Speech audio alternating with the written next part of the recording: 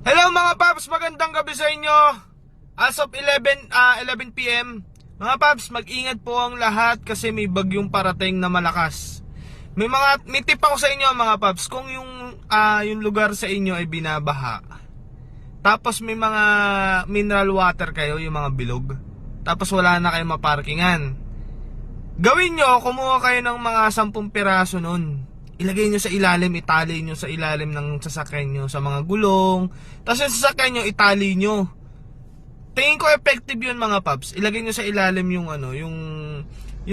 mineral water na malalaki. Hindi, pwede rin yung bilog, pwede rin yung pahaba. Ilagay nyo dun. I think na nakakatulong yun mga paps. Na aangat yung sasakyan, hindi gaanong malulubog, hindi kagaya ng lubog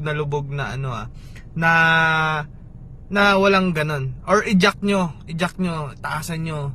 Pero pinaka-the best yun, tapos itali nyo yung sasakyan nyo. Kasi once na ramagasaan tubig, matik yan mga paps. Aanorin yung sasakyan nyo, itali nyo sa mga poste, kumuha kayong tali. Pero ang pinaka-the best dyan, maghanap kayo ng parking na mataas sa mga mall, yan.